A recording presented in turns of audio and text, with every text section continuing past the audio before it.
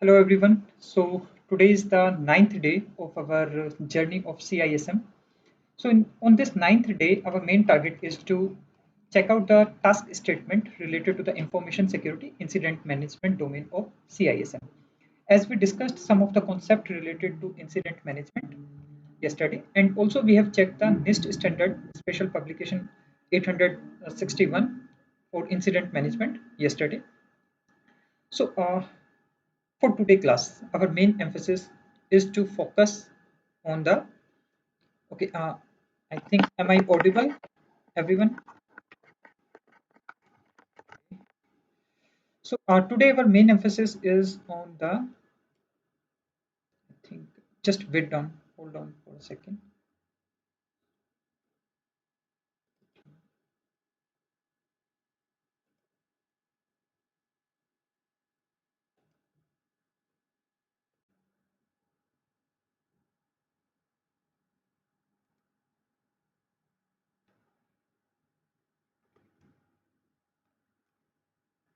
Right. So starting from the very starting phase. Yesterday, we discussed about the concept related to the information security incident management, and we discussed about one of the standard that is the NIST 800 Special Publication 861 Revision 2. So that is the latest standard, or we can say a guideline given by the NIST. Okay. Today, our target is to check out the task statement related to the information security incident management. But as we discussed yesterday, and we have taken an example of a guideline, so my advice for you, for not for this particular domain, for each and every domain of CISM, is to check out a standard of each and every category related to the topics discussed in those standard. Yes, do not go in depth in those standard, but just have an overview of the whole standard. If you have an overview of the whole standard, it is very easy for you to understand what exactly they want to say in the CISM review book. Sorry, or exactly what exactly they want to ask in the exam, right? So that will be very easy for you to understand. So moving further today, I will show you how to map the NIST standard with the task statement. Also, you can use the same technique to map different standards in each and every task statement given in the whole CISM, right? So every chapter is having either 9 or 10 task statement. So if you are able to map the standard with those task statements, so it will be very easy for you to understand the overall concept of the whole thing, right? So the first task statement given in this particular domain is in the fourth domain is establish and maintain an organizational definition of and severity hierarchy for information incident to allow accurate classification and categorization of and response to incident. So it seems to be very confusing, right? So just break it down. If you are able to break down the whole statement and able to get what exactly it want to ask, right? So it will be very easy for you to understand. Moving to the next slide, if we can say, okay, I have break down it into four different things, right? The first thing, this particular task statement wants us to know the definition of information security incident, right? And it also asks us to know how to establish and how to maintain that particular information security definition, which we are going to have in our environment, right? Second thing is severity. It means the hierarchy which we define for the information security incident. We can say prioritization also to handle the information security incident, because as per the severity only, we will prioritize the handling of those incident. Then finally, we need to classify and categorize the information security incident. If we are able to handle any information security incident in a proper way, that is only possible if we know the classification and the categorization of the same, right? The reason for the same is whatever response, whatever mitigation techniques we are going to use, whatever controls we are going to use, that will totally depend on the classification and categorization of that particular information security incident. So these are the four things which this particular task statement wants you to understand, right? First, definition of the information security incident. Second, severity and hierarchy for information security incident. Third, classification and categorization of information security incident. And the fourth one is the response to information security incident as per the classification and categorization. In this particular, I can say these three, the first three are important for as per this particular task statement. The response part is a very big topic in itself, because for each and every type of the classification and categorization of the incident, we have a different set of strategy for mitigation, right? So I just want to say, just focus on the top three. If you are able to focus on the top three for the last statement, you can say whatever the type of the classification, whatever the type of that particular incident will be, depending on the same, our response strategy will be there, right? Finally, let's move to the first one. The first one says the definition of information security incident. So as we know, information security is the preservation of confidentiality, integrity and availability of information, or either the information system which are having that particular information. The information can be in the transmission phase, in the storage phase, or in the processing phase. So in every phase, right, we need to protect that particular information. Whenever any event will affect the CIA, confidentiality, integrity and availability value of that particular information or of the information system, then we call it as an incident. So we can say a adverse event, incident is an adverse event which have an impact on the CIA, confidentiality, integrity and availability value of the information, right? So as per the NIST document, yesterday also we discussed the same. As per the NIST document, information security incident is a violation of or imminent threat of violation. Either it is already a violation or it is going to be a violation. It is a threat to the of violation of information security policies, acceptable use policy, and standard security practices defined in that particular environment. So it depends on environment to environment. That's why this particular task statement wants you to establish and maintain the information security definition, incident definition, right? Because environment to environment, it will change. Environment to environment, the policy, security policy will be different, security standard will be different, acceptable use policy will be different, right? So depending on those, the categorization or the definition of the incident will be. Okay. So this is the very first thing which you are able to understand, that to define any particular information security incident in any environment, you need to know about the information security policy, the acceptable use policy, the standard of that particular environment. And whenever the top management will give a policy, information security policy, then they will define the incident within that particular policy. That if any particular case, these particular things, the information security policy, acceptable use policy, or the standard were not followed, then we will categorize the same as a incident. So that is the very first thing for you to understand. Moving to the next one. Okay. Second comes the severity hierarchy for information security incident. So whenever we are saying about the severity hierarchy, it means how exactly we are going to prioritize the handling of those incidents. More severe incidents will be handled first. Instead of the first come first serve basis, if we got 10 incident in a single go or at a particular moment of the time, then which incident to be handled first, which incident to be handled in the last. So categorizing the same requires some kind of hierarchy, and that is what we call it as a severity hierarchy.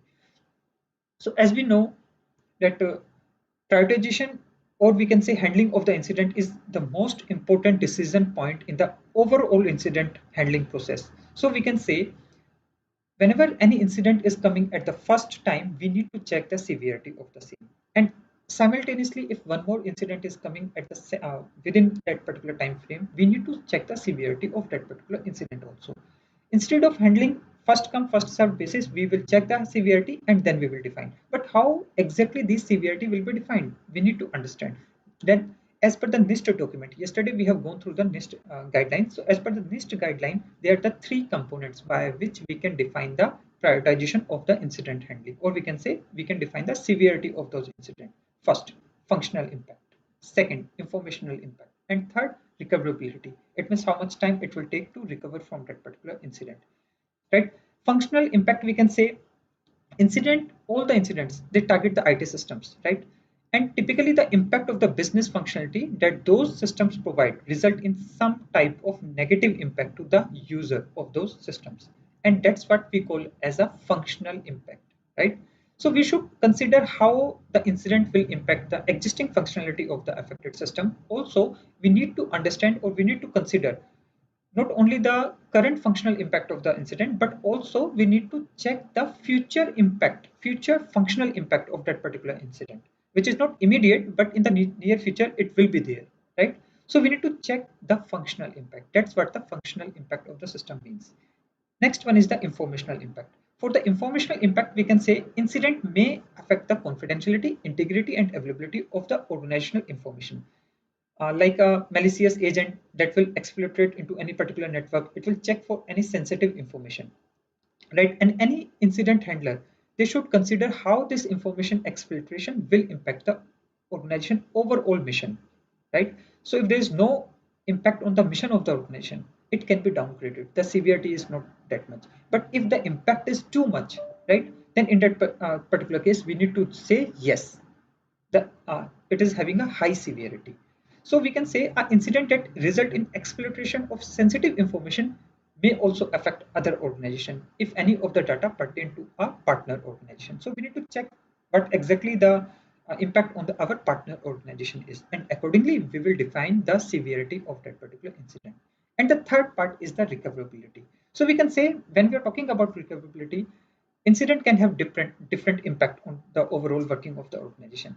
The size of the incident and the type of the resources it affect will determine the amount of the time and the resources that must spend on recovering from that particular incident.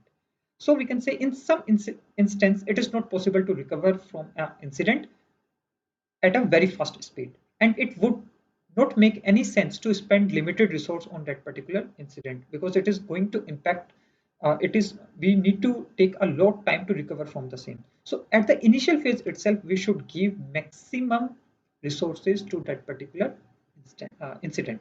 And if any particular incident is very small, it means via which we can recover at a very fast pace, then we can give a list resource to that. It means we can give it a list priority in when we are going to handle those incidents. So we can say an incident may require far more resources to handle than what an organization has available. So incident handler should consider the effort necessary to actually recover from an incident and also carefully weigh that against the value of the recovery effort that will finally create any requirement related to that particular incident handling. So that is the recoverability effect.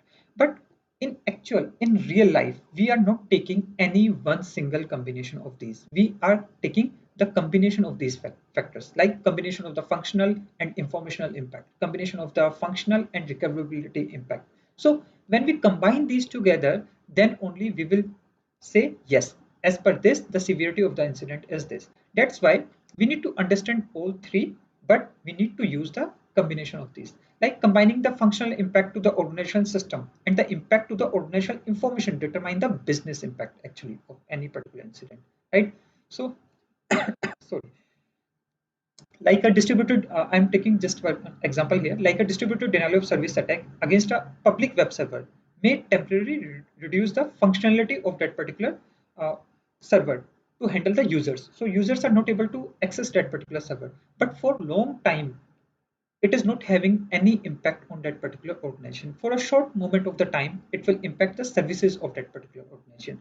But if any attacker enters into that particular database server, any particular database server, and able to take out the PIIs, personally identifiable information, then and expose them across the whole world, then in that particular case, it is having a long lasting impact on the organizational reputation. So we need to combine these impact, functional impact, informational impact, recoverability impact all together to reach a particular point where we can say, yes, this is the actual severity of the incident. And when you are going to define the incident and when you are going to make the incident response plan, at that moment of the time, you require all these information. So we can say the top management and is mostly related to these. So let's see what exactly these three categorization means: functional, informational, and recoverability impact. And what are the different categorization on the same? So in this, there are four categories. In the functional impact, there are four categories. I am taking a NIST reference here, but whenever you are going to make any particular document, taking a single framework is not enough. That's why you need to refer multiple frameworks. So in this particular case also, we are taking multiple framework. So first I will take the NIST and then I will map the same to the other framework. So first one, in the functional impact category, there are four categories. One is the none, low, medium, and high. In case of none, there is no effect on the organization ability to provide any kind of the services which are they are providing already to the users. When we are saying low functional impact, then it means it is having a minimum impact, but the organization is still able to handle all the critical services. Also, the user do not have any breakage in the connectivity or anything, right? And the third one is the medium. So medium has, it will lose some of the ability of the organization to provide a critical service, and even at that moment of the time, the organization is able to handle some of the subset of that particular whole critical functionality, and they are able to provide some of the services to the user. But in case of the high, there is no longer any services available to the users, and the whole system will be down, right?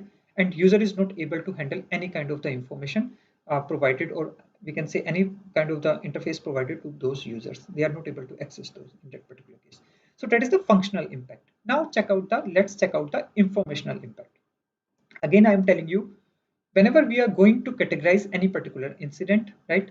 Oh, sorry, we need to prioritize any particular incident. We need to check all these three: the functional, informational, and recoverability impact. It is not so just checking one is enough. The second one is the informational impact. Again, there are four categorization in the same: none, privacy breach, proprietary breach, and integrity breach. As the name itself says, right? So none, there is no information exfiltration or changed or deleted or otherwise compromised. So it means it is checking about the confidentiality, integrity, both, right? Sorry. Then comes the but the first one, that is the functional one, is checking only the availability part, and the informational impact is checking on the confidentiality and integrity part. So we can say second one is the privacy breach. It is about the sensitive, personally identifiable information of the taxpayers or of the employees or XYZ, whoever the database we are having, that will be exploited or accessed. The second one is a proprietary breach. It means any unclassified proprietary information, such as a protected critical infrastructure information, was accessed or exploited.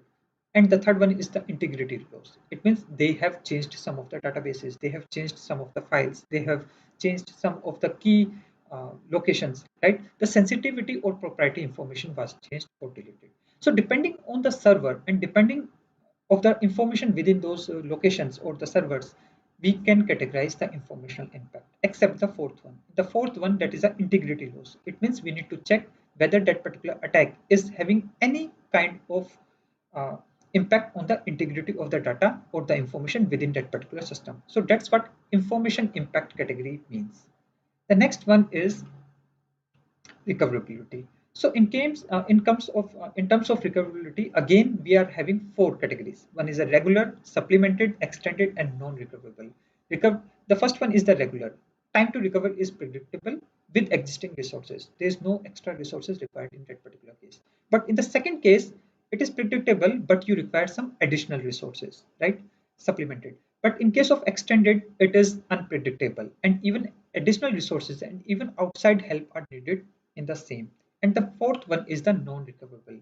There is no possibility of recovering from that particular incident, right? So depending on these three categorization, we can say we are able to define the severity hierarchy of that particular incident.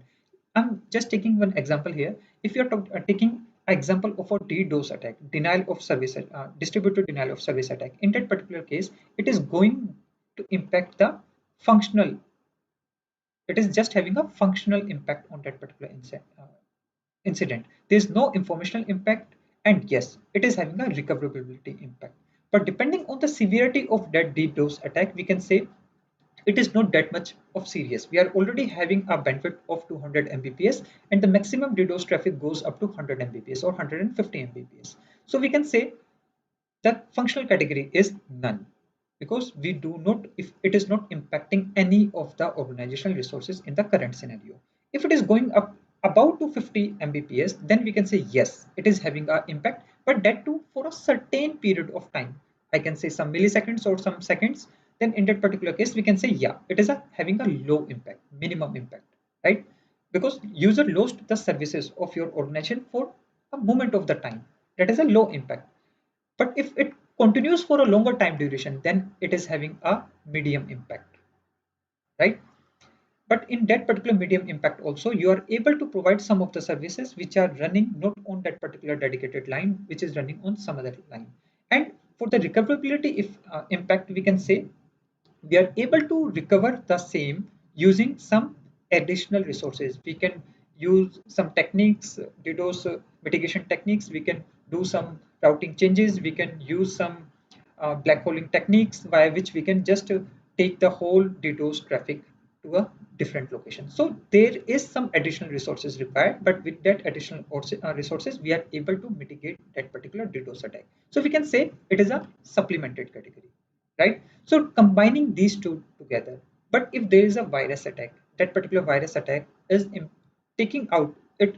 I can say a ransomware attack instead of a virus. Let's take an example of a ransomware. In case of a ransomware attack, the whole the if the whole information system, it means the system which is having that particular information is encrypted, then you are not able to recover the data from the same. If it is a new ransomware, even the keys and the uh, other things, the techniques by which we can recover decrypt the data back, right, is not available. So that's why it is having the integrity impact, right? So the whole we can say it is a privacy breach impact or the integrity loss impact if it is, because the data is not available to you more as of now, right? So in that particular case, it is a highly critical. Instead of a DDoS attack, if you get a parallel DDoS and a ransomware attack, we need to focus on the ransomware more instead of that particular DDoS, because that might have a momentarily impact on the overall system. Okay. So that's how the severity or hierarchy for information security incident is defined.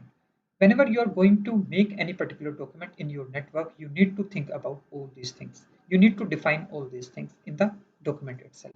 That's what is defined in the NIST document also.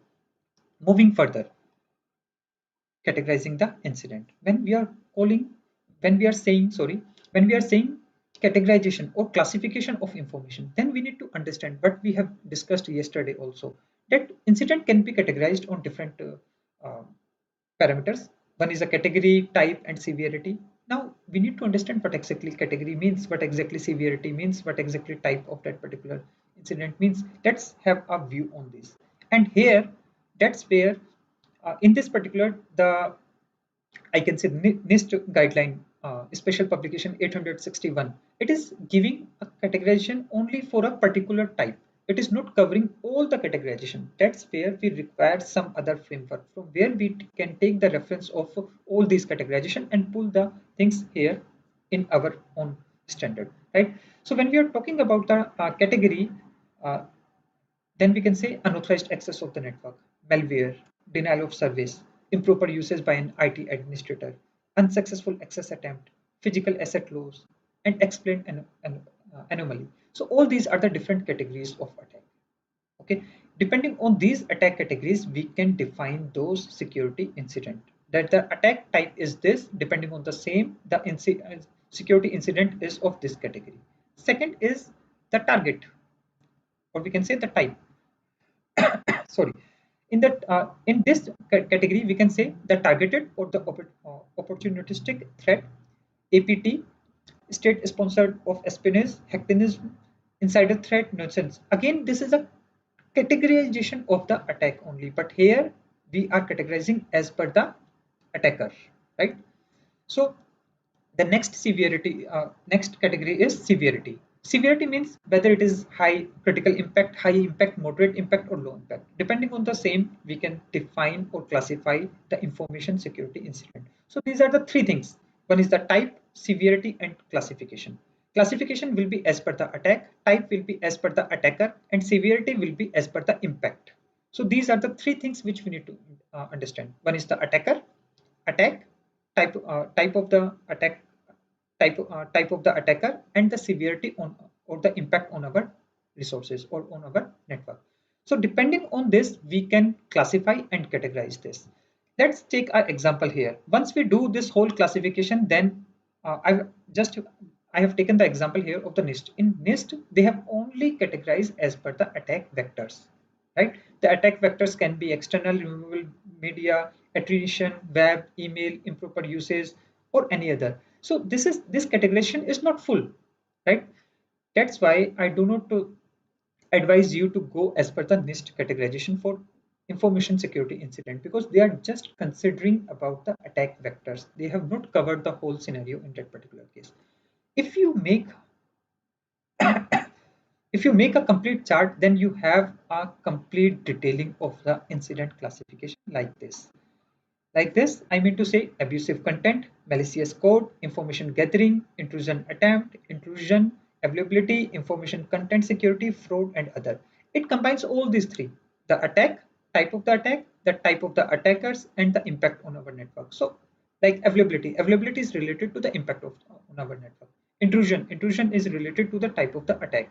So, depending on that same, we can do the classification.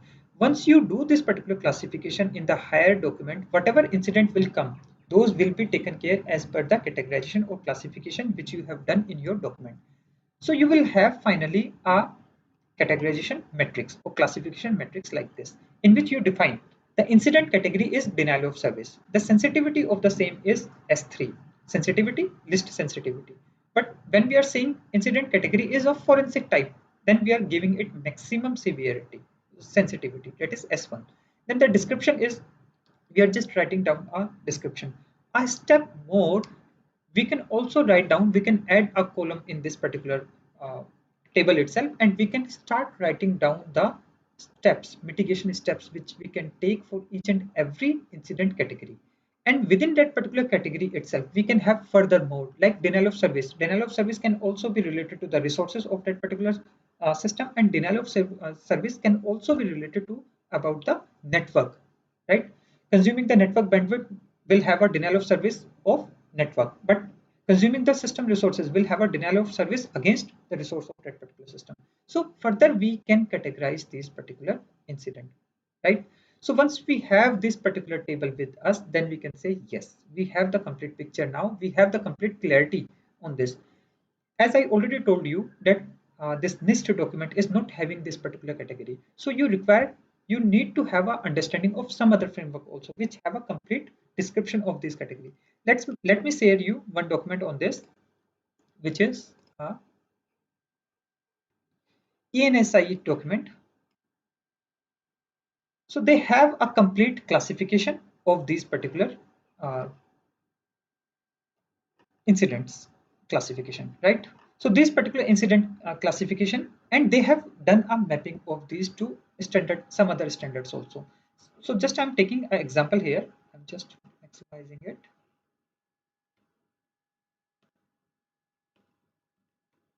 So the incident classification is abusive content first. In case of abusive content, the incident examples or further category, that is a classification, that is a category, then spam, harmful speech, child abuse. So all these are the further categories in that particular classification of abusive content. And then you need to write down a small description of the same, so that whoever is going to read those particular documents, they are able to understand what exactly that particular incident is about. Sorry. Then comes the malicious code, the second categorization. Oh, sorry, classification.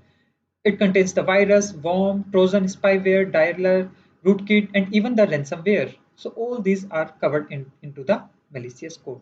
Then further information gathering. In information gathering, we have the scanning, sniffing, social engineering, right? Scanning, the definition is given. Sniffing, those, so whatever description you require, you need to take help from this particular framework. So whatever documents you need to prepare, just start taking the help from different framework and then assemble them together to make your own standard for your own organization. That's what the aim of a cybersecurity information security manager is, right? So here you classify an intrusion attempt. In intrusion attempt, you have covered the exploiting known vulnerabilities, login attempts, new attack signature, and intrusion. For intrusion, you have covered the privileged account compromise, unprivileged account compromise. In this way, you covered the availability, DOS, DDoS, sabotage, outrage, information content security, fraud, vulnerable, and other, and finally test. So these two, vulnerable and test, just you can remove those because those are not from a standard, they are extra. ENSI has added for the government bodies of Europe, but for our case, for a normal practice, we are not using vulnerable or test categories. Moving further, I just want to show how exactly they are able to reach this. So they are we are having some standard we are having some standard this here. So those standards we are taking the reference from, like abusive content. These are the incident example, and these are the common taxonomy from where they have taken. So normally they have written down here malicious code. In some document, you will get it by the name of malware. In some here they have written information gathering. Somewhere in other document, the standard they have given, you will find information gathering. So you have a one-to-one mapping of all these. The mapping they have shown in this document down, right? So here they have shown the mapping also with the difference taxonomy from where they have taken it. Do not try to go in that much of the depth, right? But for your understanding, I have showed this particular document so that whenever you need to create any particular document for your environment, it will be very easy for you to understand from where exactly all this information is coming from, right? So first thing, try to refer as many framework as possible and get the information, take out the necessary information what is required for your particular document. So that's what this particular standard is all about. Moving further, moving to this table itself. Now you have a complete clear picture. The incident category, it means the classification which they have given there. Denial of service, forensic, compromised information, compromised asset, unlawful activity, internal hacking, external hacking, malware, email, consulting, and policy violation. Some of these are not also available in those documents. So you can prepare like the policy violation. That is an internal only. That if anyone has done a email policy violation, that then it should be categorized as a sensitivity level with sensitivity level 1. So that is a internal only categorization. Once you able to understand all these categorization, then it is very easy for you to understand the type of the incident. Even it is easy for the incident handler who is going to handle at that particular incident at that moment of the time. Then moving to the next is what exactly he need to do. He need to respond. He need to respond to what? He need to respond to that particular incident. Okay, as per the different phases of the incident.